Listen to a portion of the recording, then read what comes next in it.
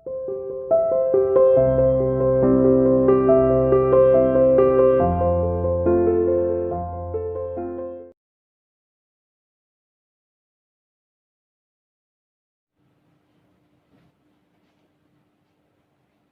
Students, welcome to CR international online classes.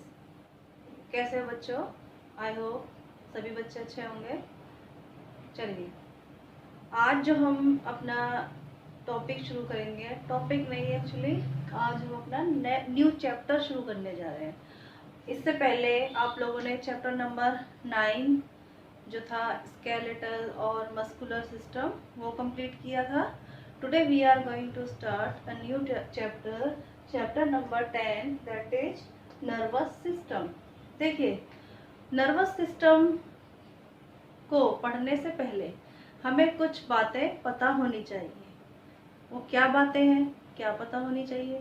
सबसे पहले आप मुझे ये बताइए कि मान लीजिए आपका हाथ किसी हॉट ऑब्जेक्ट से यानी कि किसी भी गर्म चीज से टच हो जाता है तो क्या होता है?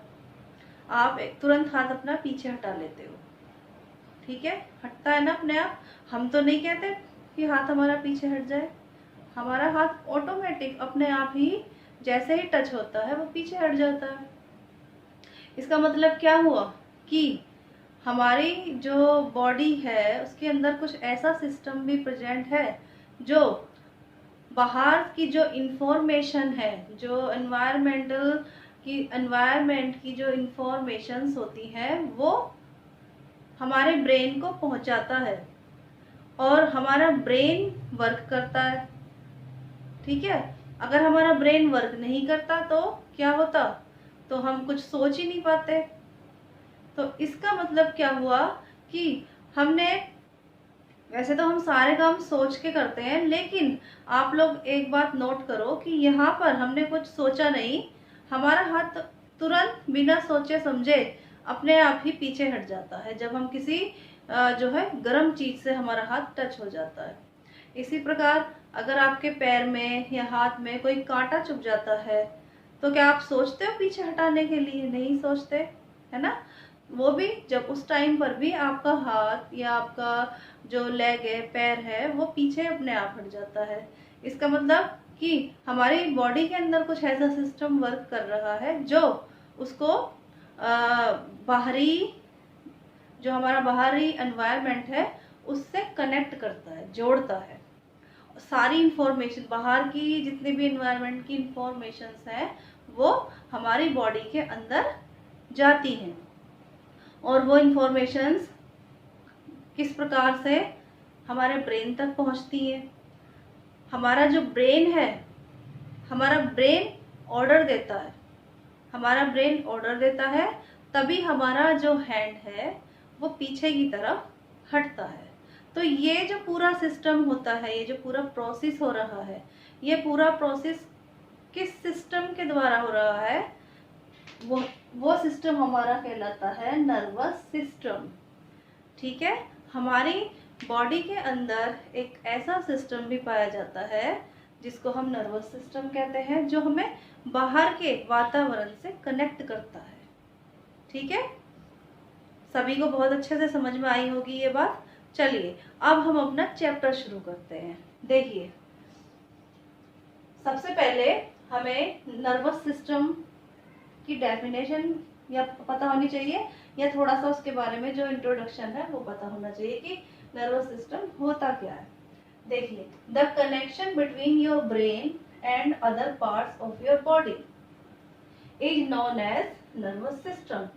यानी कि ये क्या मतलब हुआ कि कनेक्शन, जैसे किसी चीज का कनेक्शन किसी चीज से दूसरी चीज से होता है ना, कनेक्शन। जैसे मान लीजिए आपके घर में टीवी है, तो टीवी को चलाने के लिए क्या चाहिए? हमें कनेक्शन चाहिए। उसके लिए हम क्या लगाते हैं अपने जो है छत पे, वो लगाते हैं, डिश टीवी लगाते हैं आजकल, है ना? ताकि जो कनेक्शंस है वो डिश टीवी के थ्रू हमारे टीवी में आए।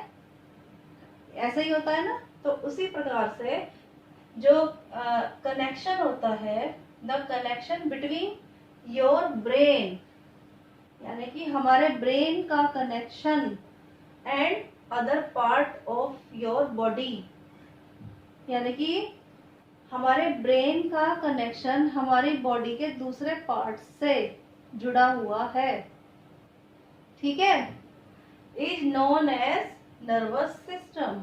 इसी सिस्टम को क्या कहा जाता है? Nervous system. आई होप सभी को बहुत अच्छे से समझ में आ गया होगा ये अब, है ना। हमारी जो ब्रेन का कनेक्शन है हमारे बॉडी के दूसरे पार्ट्स से होता है, ठीक है। इसी सिस्टम को हम कौन सा सिस्टम कहते हैं? Nervous system. क्योंकि हम जो भी कार्य करते हैं वो हमारे ब्रेन तक पहुंचता है, तो वो ब्रेन तक कैसे पहुंचता है?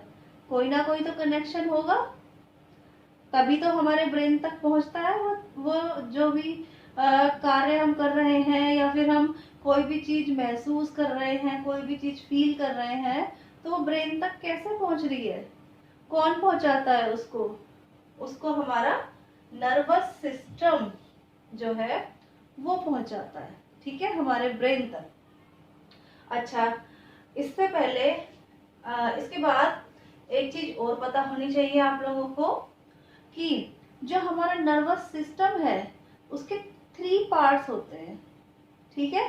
कौन कौन से?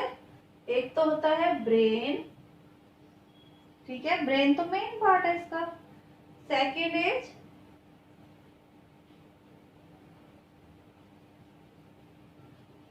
Spinal cord. स्पाइनल कॉर्ड कौन सी वाली है? ये जो अभी हमने स्केलेटल सिस्टम के अंदर पढ़ी थी, हमारी जो बैकबोन है, बैकबोन के अंदर, मैंने बताया था ना, बैकबोन के अंदर स्पाइनल कॉर्ड पाई जाती है।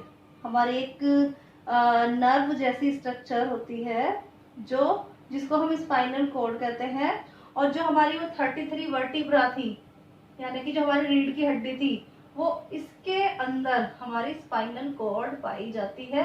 और यहाँ हमारा क्या है? हेड जुड़ा हुआ है, यहाँ हमारा ब्रेन है।